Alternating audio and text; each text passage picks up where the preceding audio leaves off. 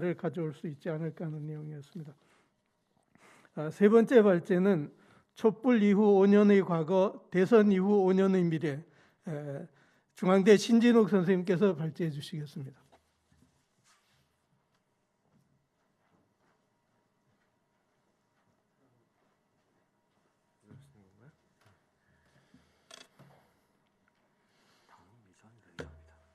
어느 길에 이제 이거 여기 다음 거, 여기 이전 거. 이렇게. 네, 안녕하세요. 중앙대 사역가 신진욱입니다. 오늘 여기 공공상생재단 창립 기념 행사에 초청해 주셔서 감사드리고요. 그리고 무척 축하드린다는 말씀을 드리는 것으로 시작을 하겠습니다. 오늘 전체 행사 주제가 촛불하고 관련이 있습니다. 그래서 제 발표의 제목도 고민을 많이 하다가 이렇게 한번 생각을 해봤습니다. 오늘 저는 무엇인가를 주창하거나 저의 어떤 답을 제시를 하는 것보다는 지금 시점에서 우리가 많은 고민거리가 있다. 어떤 질문을 던져야 될 것인가에 관한 저의 생각을 나누는 자리로 삼으면 어떨까 생각을 해봅니다. 아까 여러 선생님들께서 축사를 해주시고 또 앞에 기조발제와 또 발표를 해주시는 가운데 여러 번 저희가 들을 수 있었던 이야기는 참 많은 기대와 또 흥분과 감동과 이런 것으로 출발한 촛불 집회 이 정권이었는데 5년 가까이 이제 마무리가 되고 있죠. 지금 시점에서 그런 것들이 좀 뭐랄까요, 신기루 같은 그런 느낌을 많은 사람이 갖고 있다는데 동감을 하실 거라는 생각이 듭니다. 근데 저희가 어떤 큰 틀에서 우리의 개인적인 관계들이 일종의 가치 공동체 안에 있지 않습니까?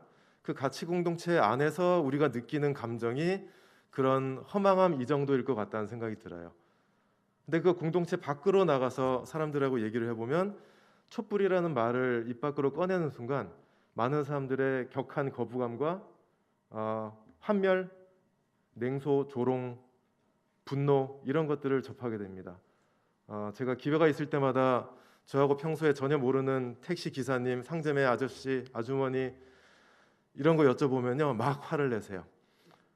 예, 많이들 화를 내시고 조소를 하시고요. 그래서 이 촛불 집회라고 하는 것이 정말 거대한 사건이지 않습니까? 저희 사회학적으로 바라본다면은 그 어떤 단일한 사건이 전부가 아니라 거기서 표출된 그 엄청난 에너지가 도대체 무엇을 담고 있었나? 우리 사회에 오랜 시간 동안 누적되어 왔던 어떤 거대한 힘이 여기서 분출된 것인가에 대해서 우리는 더 깊이 그리고 상세하게 분별할 필요가 있다라는 생각이 듭니다. 그런 많은 과정들이 지난 5년 동안의 촛불 혁명을 우리가 예찬하고 또 촛불의 정신을 계승한다라고 하는 그런 굉장히 모호한 선언적인 언어들에 의해서 덮여왔던 것이 아닌가. 정말 거기서 여기에 참여했던 1,000만 명이 넘는 그 사람들이 마음에 담고 있었던 것이 무엇인가에 대해서 우리는 좀 깊이 생각하고 이야기하는 그런 시간을 충분히 갖지 못했던 것이 아닌가 하는 그런 생각을 갖고 있습니다.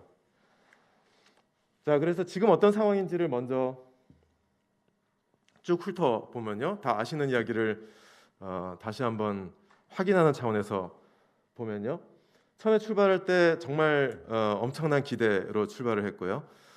기대로 문재인 정부가 출범하고 봤더니 한반도가 전쟁 위기에 쌓였다라는 소식을 들었는데 거기에서 반전이 일어나면서 우리 한반도의 평화와 뭔가 남북한 모두 어떤 새로운 역사적인 시대가 열리는 것이 아닌가 하는 기대가 1년 반 정도, 2년 가까이 어느 정도의 웨이브는 있지만 지속이 됐던 것 같습니다. 그 기간 동안에 대통령 국정수행 긍정평가율도 80% 전후에 그런 높은 수준을 유지를 했는데요. 여기에 실패한 다음에 지지율이 추락을 하죠.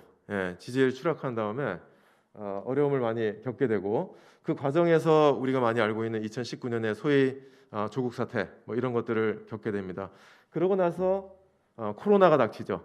2020년 초반에 코로나 닥치고 방역에 성공을 하면서 다시금 지지율의 반등이 일어나고 마침 그 타이밍에 총선이 치러져서 더불어민주당이 180석을 차지를 하게 됩니다.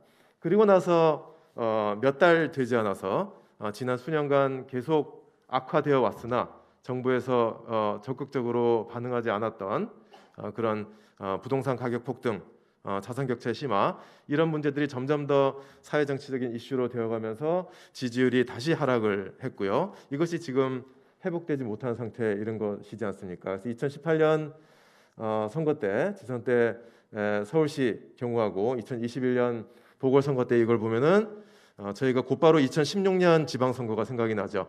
2014년에 2006년 2004년 총선에서 열린우리당이 과반을 획득한 다음에 불과 2년 뒤인 2006년에 광역자치단체장을 전부 한나라당이 가져갔던 기억을 갖고 있습니다. 이렇게 빠른 시일 내에 지금 정치 여론이 변화한 건데요.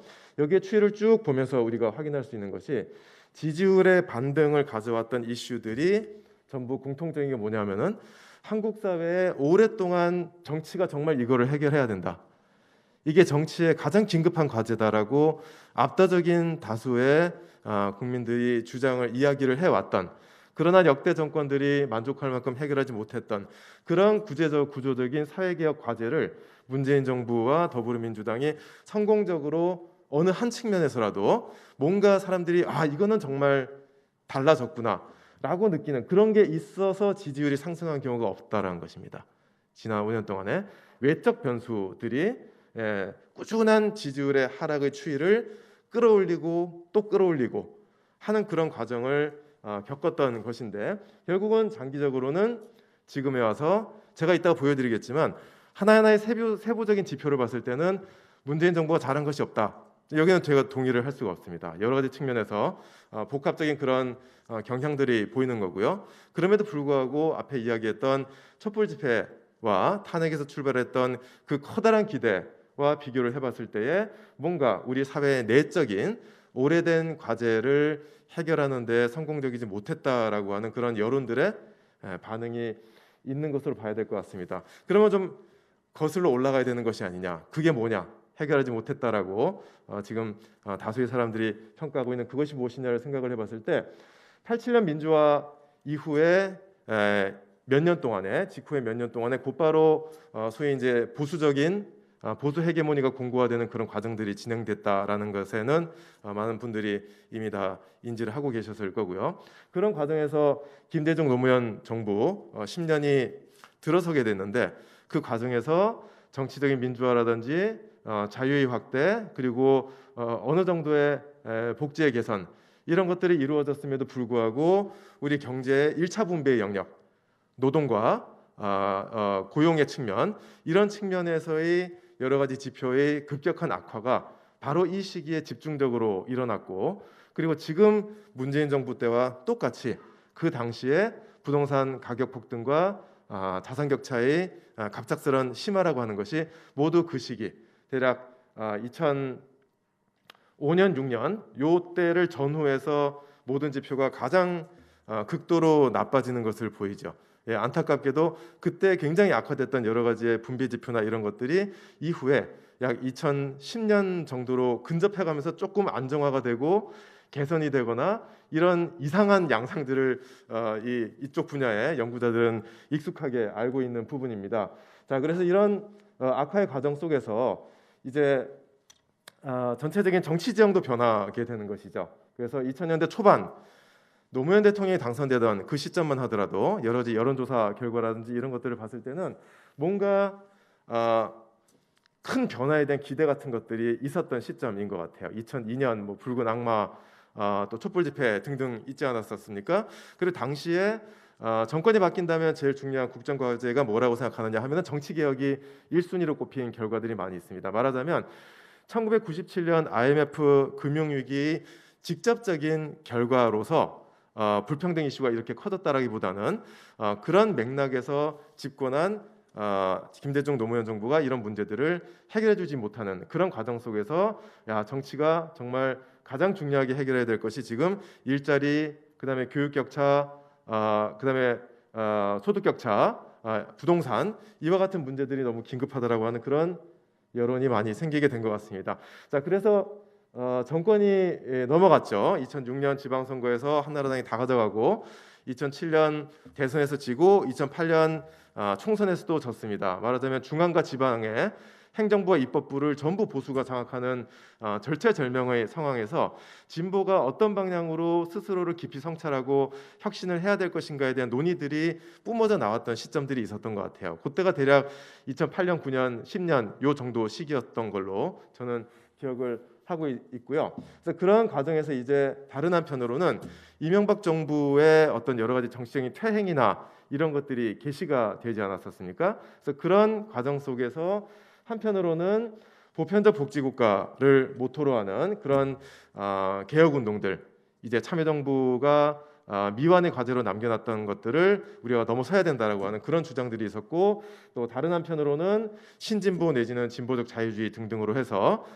어떤 그 사회의 그런 자유주의적인 경향에 잠재적인 진보 유권자층을 아우를 수 있는 그런 새로운 진보 노선이 필요하다, 이런 여러 갈래의 주장들이 나오기 시작을 했던 것 같습니다. 그래서 이런 것들이 이후에 그 2000년대 여러 촛불 집회라든지 여기 아래에 보시는 것처럼 2009년, 10년, 11년 이때 게시된 여러 가지 개혁 운동들의 새로운 흐름들이 많이 생겨 나섰던 그런 맥락이 있는 것이죠. 그래서 이런 맥락 위에서 제가 이제 그 다음에 보고자 하는 것은 민주당이 정치적 대안으로 다시 부상하게 되는 과정이 저는 되게 중요한 의미를 갖는다고 생각을 합니다. 여기에는 민주당의 변화가 영향을 미친 측면이 있다는 생각이 드는데요. 과거에 비해서 진보적인 이 정책 인력과 의제와 담론과 이와 같은 것들을 2010년, 11년을 경과하면서 민주당이 훨씬 더 적극적으로 이것을 수용하기 시작을 하고, 그런 과정에서 이른바 빅텐트론이 나오게 되는 겁니다.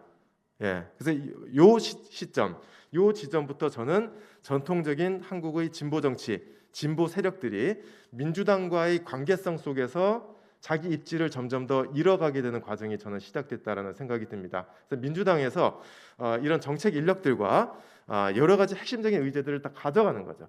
가져가서 퇴행적인 보수 정치에 실망한 자유주의적 성향의 민주주의와 법치주의 이와 같은 것들을 중요시하는 그런 유권자층과 보다 더 근본적인 사회개혁을 갈망하는 유권자층을 폭넓게 흡수할 수 있는 방향으로 서서히 이동해간 그런 측면이 있다는 생각이 듭니다. 그런 맥락에서 촛불 집회에서 정치적인 결실을 민주당이 가져가게 되는 그런 결과를 낳게 됐다고 보는데요. 그래서 촛불혁명이라고 이야기를 하는 한편에 있는가 하면, 다른 한편에 87년 체제의 복원이다. 결국은 이명박 박근혜 정부 시기에 더 뒤로 가게 된 그 87년 체제의 가장 기본적인 수준을 되찾는 것이 87년 2016, 17년 촛불의 뜻이었다. 이런 상반된 해석들이 있는데, 저는 그 두 가지가 공존했다라는 것이 이 시기 촛불의 가장 핵심적인 부분이 아닌가 하는 생각이 들어요. 그래서 한편으로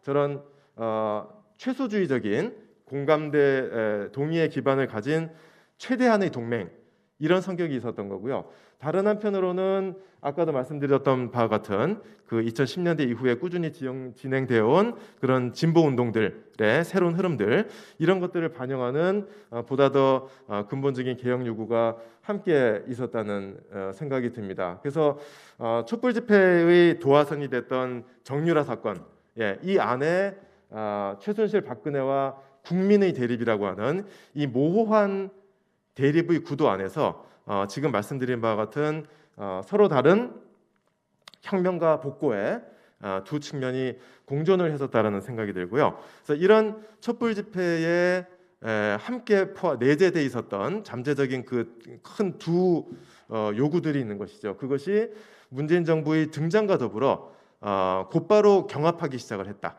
그러니까 그 지금 공정이라든지 뭐 이렇게 정의라든지 불평등이라든지 이런 문제들에 대해서 상당히 상반된 해결책을 요구하는 그런 흐름들이 지난 몇 년 동안 계속 경합을 해온 것이 아닌가 하는 생각이 들고요. 그래서 여기에 지난 공정성 이슈들의 몇 가지들을 봤을 때에 상당히 상이한 맥락과 함의를 갖고 있는 것들이 공정이라는 이름으로 공존하고 있는 그런 측면이 있다는 생각이 듭니다. 그래서 그런 맥락 속에서 지금 네, 여기 보신 것처럼 맨 오른쪽 구석에 있는 아주 좁은 의미의 중산층적인 그런 공정성의 개념들, 그 다음에 왼쪽 편에 있는 보다 더 구조적인 공정성의 문제들, 이런 것들이 우리 사회에서 문재인 정부 시기 내에 계속 경합을 해왔다는 생각이 드는데요. 그래서 문정부 시기의 여러 가지 조사 결과를 봤을 때는 압도적인 다수의 사람들이 계층 갈등의 문제, 청년층을 포함해서 가장 중요한 한국 사회의 과제라고 이야기를 하고 있습니다. 그래서 뭐 세대 갈등 여러 가지 이야기 있습니다만, 근데 이런 측면에서 아까 말씀드린 것처럼 문재인 정부에서 어떤 면에서 불평등도를 다소간 완화시킨 그런 이 성과가 있기도 했습니다만, 다른 많은 부분에서 실업률이라든지 자산 격차의 증대라든지 특히 이제 부동산 부분에서 제가 최근에 했던 조사에서 개인적으로 분노를 느끼는 게 어떤 이슈냐라고 물었을 때 제가 예상한 것보다 훨씬 더 충격적으로 많은 사람들이 부동산 문제로 개인적인 분노를 느끼고 있다라는 그런 응답을 보이기도 했었습니다. 그래서 그런 과정에서 지금 정치적인 실패뿐만 아니라 여기 보시면은 한국갤럽 조사인데요. 스스로 진보라고 느끼는 청년층의 비율이 지난 5년 동안 저렇게 지속적으로 떨어지는 것을 발견을 할 수가 있습니다. 그래서 결국은 지금 시점에서 참여정부의 마지막 시점에 놓였던 그런 어떤 성찰이 필요한 그런 자리에 우리가 다시 놓이게 된 것이 아닌가 하는 그런 생각이 듭니다. 그래서 먹고 사는 문제의 정치에서 모두가 실패했다라는 큰 틀에서 봤을 때 이런 문제가 있다는 생각이 들고요. 그 다음에는 계급론에 기초한 진보 정치를 우리가 어떻게 만들어 갈 것이냐. 그러니까 한국 사회의 계급 구조가 1대 99, 20대 80 이런 단순한 방식으로 나눌 수 없는 그런 계급 구조를 지금 가지고 있다라는 것이고요. 그럼 그런 복합적인 계급 구조 위에서 어떻게 상이한 존재 조건과 이해관계를 가진 그런 집단들의 요구를 접합시켜내서 다수의 지지 기반으로 만들어내는 동맹의 정치를 만들어낼 수 있을 것인가, 굉장히 어려운 과제에 지금 저희가 놓여 있다는 생각이 들고, 이 점에서 어떤 답을 찾지 못한 상태에서 좌충우돌, 왼쪽으로 갔다 오른쪽으로 갔다 하게 되는 그런 혼란스러운 정치를 펼치게 되는 것이 아닌가 하는 생각이 듭니다. 그리고 마지막으로 말씀을 드릴 부분은 의대의 다양성 부분들, 지금 말씀드린 바와 같은 경제적인 계급 계층의 문제뿐만 아니라 페미니즘적인 이슈들, 젠더 균열의 문제, 그다음에 기후 이슈, 이런 여러 측면에서